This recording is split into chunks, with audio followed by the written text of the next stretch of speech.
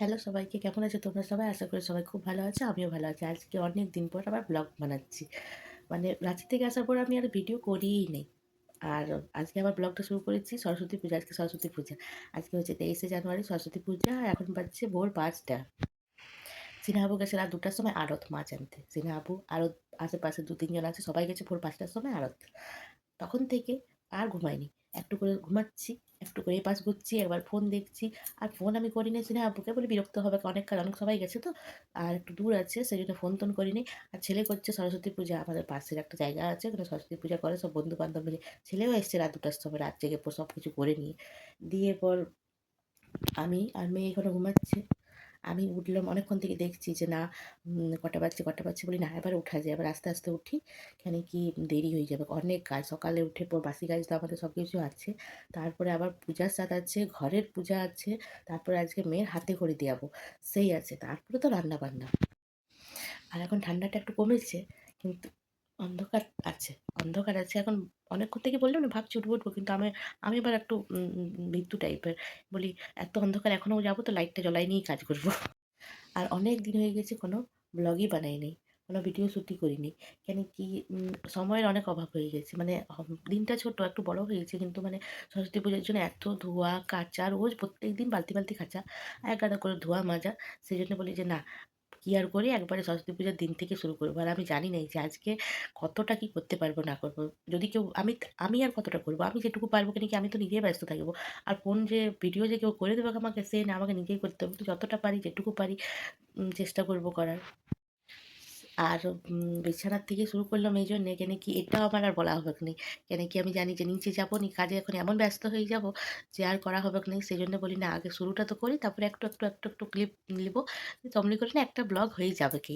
তোমাদেরকেও দেখাবো যে সরস্বতী পুজোতে আমাদের কীরকম হয়, কী কী করি না করি, যতটুকু পারবো। তো চলো এবারে, মেয়ে ঘুমাচ্ছে ঘুমাক। এখন ঘুমাবে, আশা করি এখন 6টা তক তো ঘুমাবে। তারপর যদি তার বাবা চলে আসে তখন ঠিক আছে। নাহলে যদি মানে অন্ধকার না, লাইটটা জ্বলাই নিয়ে যাবো। কাউকে না দেখতে পেলে আবার কাঁদবে। দিয়ে দেখি কি হয় না হয়। তারপর চলো আগে বাইরেটা তোমাদেরকে দেখার, ঘুটঘুটে অন্ধকার আছে। দেখো, দেখছো বাইরে হাওয়া, হালকা হালকা হাওয়া চলছে, ঠান্ডাও আছে। 5টা 15 বাজছে, অন্ধকার দেখো। এটা আমাদের পেছন দিকটা হচ্ছে বলে এত অন্ধকার। উঠানে লাইট জ্বালাবো তো এত অন্ধকার লাগবে না।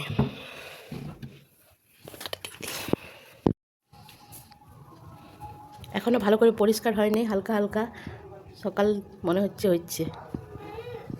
আর ওদিকে উঠে গেছে উনি। বললাম না আমি উঠবো আর উঠে যাবে। এখানে ওম ঘুমাচ্ছে এইখানে। তুমি আর একটু ঘুমাতে পারলে নাই? এত ভোরে ভোরে উঠে গেলে? হ্যাঁ, দাদার সাথে শুও, শোবে, দাদার সাথে ঘুম করবে একটু। ঠিক আছে, একটু গুড মর্নিং বলে দাও। ওইখানে বলো গুড মর্নিং, বলো মিমি দিকে মামা দিকে বলো, বলো গুড মর্নিং, বলো কেমন আছো সবাই। কি হয়েছে, টপিটা কি হয়েছে বলো? আমি ভালো আছি। দেখো না, হাই উঠেছে। তো একটু ঘুমো করতে পারতে তো, তুমি উঠলো কেন সকাল সকাল? এদিকে আমার কপুর সেবা দেওয়া হয়ে গেছে। এরপর উপর যাবো, ঠাকুরকে জল দিব, মা সরস্বতীর পূজা করব, মানে সরস্বতী পাঠবো, তারপরে মন্দির যাব। এখানে হয়ে গেছে ঘরের পূজা করা আমার, আর মা সরস্বতীর পূজা করা। আর এদিকে আমার সুবিধার জন্য সিনা আবু মাছগুলো আলাদা আলাদা করে রেখে দিয়েছে ভাগ করে, যাতে রান্না করার সময় আমার অসুবিধা না হয়। এখন অনেকক্ষণ পর আবার ভিডিওটা অন করলাম। অনেকক্ষণ পর মানে আমার নিরামিষ অত রান্না হয়ে গেছে। এরপর আমি উঠানে বসে মাছটা রান্না করলাম, অতগুলো মাছ ভেজেছি। তারপর এটা মাছের কালিয়া করেছি, আর এটা যেটা হচ্ছে পোনা মাছের ঝাল দেওয়া করে রাখছি। আর তার আগে হয়ে গেছে বাঁধাকপি দিয়ে, মানে বাঁধাকপির ছেঁচড়া যেটা বলে, মাছের মাথা দিয়ে বাঁধাকপির ছেঁচড়াটা।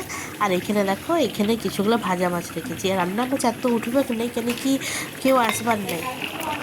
যাদেরকে নিমন্ত্রণ করেছিলাম তারা ফোনেই বলে দিয়েছে যাওয়া হবে না, কেন কি প্রচুর ঠান্ডা ছিল তো, সেই জন্যে বেশি মাছ রান্না করলাম না। ভাজা থাকলে সুবিধা হবে।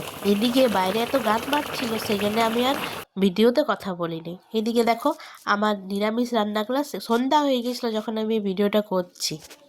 সন্ধ্যা হয়ে গেছিলো মানে ওই 5:30 পৌনে 6টার মতন বাজছিল। তখন বললাম সব কিছু করে ধোয়া মাজা সব কিছু করার পরে বলি না একবার কাপড়ও ছেড়ে নিয়েছিলাম, তারপরে বলি না একবার রান্নাগুলো দেখাই। এখানে আছে চচ্চড়ি, সব কিছু ডাটা মানে সব কিছু দিয়ে দিয়ে একটা চচ্চড়ি করেছিলাম শুকনা শুকনা। ওখানে টমেটোর চাটনি আছে, আর এখানে আছে আলু ভাজা, গোল গোল আলু ভাজা। এই হাঁড়িটাতে নিরামিষ বাঁধাকপি করে রেখেছি, আঁশ বাঁধাকপি মানে ওই মাছের মাথা দিয়ে বাঁধাকপি, তো ওইখানে রেখেছি ডাইনিং টেবিলের উপরে। আর এখানে আছে নিরামিষ তরকারিটা, আর এখানে আছে পালক শাক, বেগুন পালক শাক না ভুলা দিয়ে বড়ি ফড়ংনি তরকারি। তারপরে এই দিকে রেখেছি বেগুন ভাজা, বেগুন ভাজা আছে, আর বড়ি আলু পোস্ত। হ্যাঁ এখানে বেগুন ভাজা আর এখানে বড়ি আলু পোস্ত, এগুলো সব নিরামিষ, সেই জন্যে রান্নাঘরে একদিকে রেখেছি।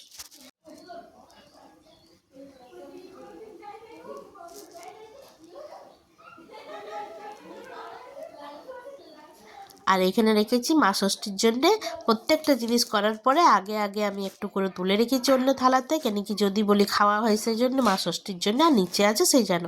তারপরে কাপড় তাপড় ছেড়ে পর আমি ষষ্ঠীটা পেতে নিলাম, কেন কি ষষ্ঠী পাতবো, তারপরে ওই ষষ্ঠীর যে ভাতটা রান্না করা থাকে সেটাতে জল দিব, তারপরে ভাত খাবো সেই জন্যে। আর ঠান্ডা ছিল সেই জন্য চাদরটা উড়ে নিয়েছিলাম। আর ওমকে বললাম ওম একটু ভিডিওটা করে দেন। এমনিতে আমি নিজেই করি, কিন্তু যেমনি পারি করি, কিন্তু কেউ একজন করে দিলে সুবিধা হয়, সেই জন্য বললাম একটু করে দে তো বাবু, তাহলে আমি স্পষ্ট এটা মানে দেখাতে পারবো। আর এই যে এখানে নিয়েছি আতপ চাল বাটা, ডাল, হলুদ, সিঁদুর, কাজল লতা, 5টা। এগুলো সব আমি আমার শাশুড়ির কাছে শিখেছি। এই আতপ চাল বাটাটা দিয়ে পর 5টা হাতের ছাপ দিতে হয়, তার মধ্যে একটা করে সিঁদুরের ফোঁটা, একটা করে হলুদ, ওই তেল হলুদের ফোঁটা, একটা করে ওই কাজলের ফোঁটা দিতে হয়। আর এই কাজল লতাটা দেখছো তো, এই কাজল লতাটা এটা নাকি চীনা বাবুরা যখন ছোট ছিল তখনকার কাজল লতা শাশুড়ি মা যত্ন করে রেখে দিয়েছে, ওই ষষ্ঠীতে দরকার লাগে। আর যখন দিদির ছেলে হয়েছিল তখনও এটা ব্যবহার করা হয়েছিল, ওম হয়েছিল তখনও ব্যবহার করা হয়েছিল। আর কেন কি ওমকে ছোটো তো কাজল পরাতাম, আর হওয়ার সময় বলেছিল যেমন কাজল না পরায়, আগেও বলতো কিন্তু আমার শাশুড়ি মা পরাইছিল ওমের বেলায়, এইবারে বলে দিয়েছিল কাজল যেমন না পরায়, সেই জন্য আর মেয়েকে কাজল পরায়নি, সে কাজল পাতাও ছিল না। ওই যখন ষষ্ঠী হয় তখন লেগ করি, সেই জন্যে হালকা কখনো পাতা ছিল, সেই জন্য একটু কাজলটা ছিল। দেখো সিঁদুরের দাগ উঠলো, হলুদের দাগ উঠলো, চালগুড়ির দাগ উঠলো, কিন্তু কাজলের দাগটা খুবই কম উঠেছে। আর আমাদের এখানে প্রত্যেকটা পাড়াতে ঠাকুর করেছে সবাই, আর ঠাকুর করেছে মানে যত না ভক্তিভাব, তার থেকে বেশি বক্স বাজানো, জোরে জোরে গান বাজা, আর বিসর্জনে বড় বড় বক্স এনে পর বিসর্জন করা। এই জন্যে প্রত্যেকটা পাড়াতে সরস্বতী ঠাকুর করেছে। এই জন্যে আমি, আর এত জোরে জোরে বক্স বাজছিল 4 দিন ধরে, এত জোরে জোরে বক্স বাজছিল যে কী যে কথা বলছি ঘরে সেগুলোই শোনা যাচ্ছে না। তো আমি ভিডিওতে কি কথা বললে পর ভিডিও বানাবো, সেই জন্য ভয়েস ওভারটা এতদিন পর দিচ্ছি। অষ্টমঙ্গলা পার হয়ে গেছে, তারপরে ভয়েস ওভার রান্না দিচ্ছি। সব কিছু হয়ে গেছে, আর ষষ্ঠী পাতা হয়ে গেল, সবই হয়ে গেছে। এদিকে গপুকেও সান দিয়ে দিয়েছি। আর আমাদের নিয়ম আছে মানে ষষ্ঠী পাতি তারপরে ভাত খাই, মানে দিনের বেলা আজকে ভাত খাইনি, মাছ ভাত আমরা কিছু খাইনি। আগে মা থাকতে দেখতাম প্রচুর জন খেত, কিন্তু এখন আরও তো কাউকে বলা হয়নি, মানে আসেই না এখন। দিদিকে বলি তো দিদি বলে যাবো না নিরামিষ খেতে, দিদি যাবো নিরামিষ হয়, নিরামিষ খেতে যাবো না, জামাই পুজো দিয়ে আসো তো আসবো, গরম ভাত দিনে আসবো, তোলা আসবো, অভিজিৎ তো তারপরের দিনে আসবে, আর দিদি আসবে মানে কী বারে, শুক্র রবিবারে আসবে। তো সেরকম তো কিছু শেয়ার করতে পারলাম না তোমার সঙ্গে, কী করি মানে এত হড়বড়ি যে কী বলি। তো সেই জন্য ভাবছি ব্লগটা এখানে শেষ করবো না, কালকেও কন্টিনিউ করব। মানে কালকে ষষ্ঠী পূজা, ষষ্ঠীকে ভাত চান টান করে নিয়ে ষষ্ঠীকে ভাত পূজা করবো প্রথমে, তারপর ষষ্ঠীকে ভাত দেবো, তারপরে আমাদের খাওয়া দাওয়া, মামা মামি আসবে, আর এই বন্ধুবান্ধব ওমের দিয়ে সে ভাবছি কালকে ব্লগটা কাল তো নিয়ে যাবো নি, কালকে যাই এন্ড করবো। তো চলো এবারে দেখি মেয়েকে খাওয়াই। এটা তারপরের দিনে দুপুরের ভিডিও, পূজা করার ভিডিও আমি আর করতে পারিনি, কেন কি ফোন ধরার লোক ছিল না। আর পূজার সময় পূজা করবো না ফোন ধরবো, সেই জন্যে আর ষষ্ঠী পূজার ভিডিও আমি করতে পারিনি। এখানে ষষ্ঠীকে ভাত দেওয়া হয়ে গেছে, আর এখানে বড় মামি আর বড় মামাকে ভাত দিয়েছি খেতে। তারপর চলে এলো মেয়েকে নিয়ে সরস্বতী মন্দির।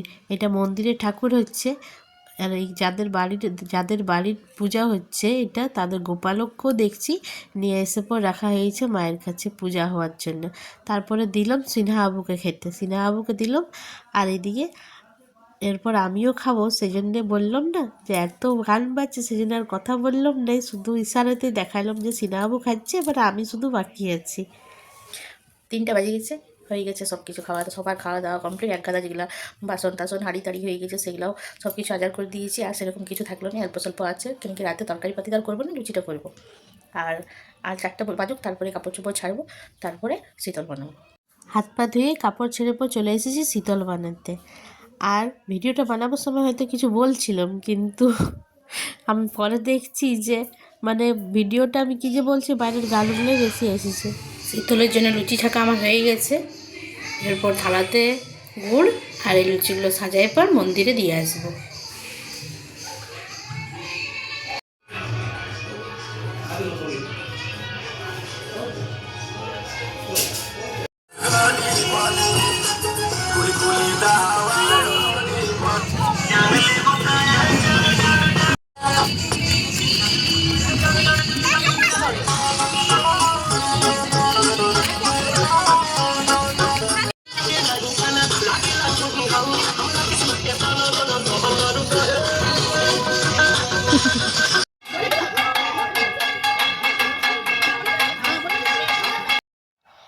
এই শীতলের লুচিগুলো এত খেতে ভাল লাগে যে আমরা ধর্না দিয়ে বসে আছি, কখন হবে সন্ধ্যা দেওয়া, কখন হবে আরতি, আর তারপর আমরা পাবো প্রসাদ।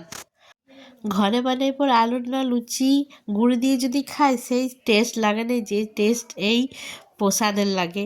সেই জন্য আমরা সবাই বসে আছি, স্যারকে স্যার প্রসাদ দেবে। একটু করে লুচি আর একটু করে গুড়, যা অমৃত অমৃত লাগে। সবার মুখে একই কথা, মানে আমাদের সবার মুখে একই কথা যে আজকে কে শীতলের লুচি দিবে, আজকে কে শীতলের লুচি দিবে। মানে শীতলের লুচিটা বললাম না এত ভালো লাগে যে কি বলি। আর আজকে হয়েছে মানে কালকেই বললো বিসর্জন দিয়ে দেবো, সেই জন্যে আমিও দিয়েছি আর পাশের একটা মাইমা আছে সেও দিয়েছে। তো বললাম যে অনেক সবাই গোটা গোটা লুচি পাবে, গোটা গোটা লুচি দিবি। গোটা গোটা লুচি ভগবানের এমন লীলা, কোথার থেকে যে এত ভিড় হয়ে গেল। বললাম যা আর আশা নাই, সেই অর্ধেকটা করেই লুচি দেবে আমাদেরকে প্রসাদে। দেখো বসেছিলাম তখন একদম ফাঁকা, আর তারপর কত ভিড় হয়ে গেল। কেন কি সবারই এত প্রিয় এই শীতলের লুচিটা, সেই জন্য সবাই দেখে যে ওইখানে ওই মন্দিরে শীতলের মানে লুচি দেওয়া হচ্ছে, তো যাই একটু সবাই একটু বাবার আশাতেই আসে খেতে। বললাম না এত ভালো লাগে, সেই জন্যে দিয়ে অন্বেষা সবাইকে দিচ্ছে। আর আমরা পেছন থেকে বলছি আরেকটু করে কি হবে, আরেকটু করে কি হবে। অবশেষে এলো আমাদের পালা, আমরা পেয়েছিলাম প্রসাদের লুচি বা আবার গোটা। তারপর সবাই মিলে চলে গেলাম আবার ঠাকুর দেখতে। বললাম না অনেক হয় ঠাকুর, এটা হচ্ছে ক্লাবের ঠাকুর। আর এত ভিড় ছিল, খেলাধুলা হচ্ছিল সে না ভিড়। আর এখানে চলে এলাম কালী মন্দির। এখানে কালী মন্দির আছে, এই কালী মন্দিরের কাছে একটা ঠাকুর হয়। ভিডিওতে তো কথা বলেছি, কিন্তু তখন আর খেয়াল করিনি যে এত গান বাজছে পাশে। এটা হচ্ছে দুর্গা মন্দিরের কাছে বানার ঠাকুর। দুর্গা মন্দিরের কাছে হয় একটা ঠাকুর, একটা কালী মন্দিরের কাছে ঠাকুর হয়, একটা সকালে গিয়েছিলাম সেটা। আসার পথে রাস্তাতে দেখলাম একজন চপ ভাজছে, তখন বললাম চলো তাহলে গরম গরম চপ খাওয়া যায়। নিয়ে আমরা ওই ফাঁকে গরম গরম চপ সবাই একটা করে খেয়ে নিলাম। আর চপগুলার টেস্ট কিন্তু দারুণ ছিল। দিয়ে চপ খাওয়ার পরে চলে গেলাম আরেকটা ঠাকুর দেখতে।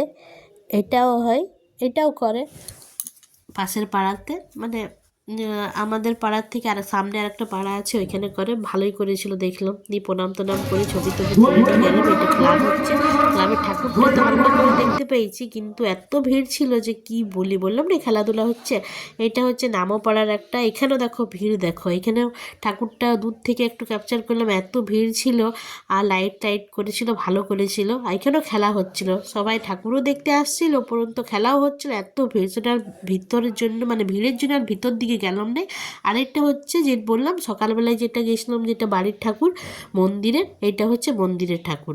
তারপরে আসার সময় মেয়ে তো কোনো মতে এলো না এই ঘর, তখন ঋতুকে বললাম তুই মেয়েকে দেখ বাইরেই থাক, আর নাচ টাচ করছিলো সবাই, তো সে মেয়ে বাইরে থাকলো।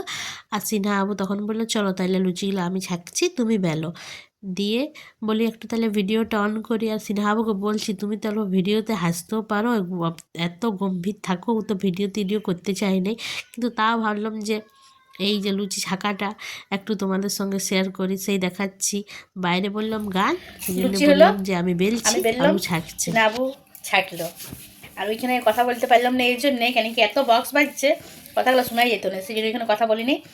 দিয়ে স্বভাব বটে, মানে সিনাবুর স্বভাব, যখনই আমাদের লুচি হয় তখনই, যদি আমি আর ঋতু করি তখনও পাঁপড় দিবে খেলে ভাজো। আর আজকে তো ঋতু ছিল নাই, মানে ঋতু ছিল কিন্তু আমি আর সিনাবুই করলো। দিয়ে তখন নিজে পাঁপড় ভাজলো। তো এই যে পাঁপড় ভাজা নিয়ে বসেছি, সবাই মিলে গেছিলাম ঘুরতে, ঘুরে ঘুরে এলাম মাইমাদের সঙ্গে।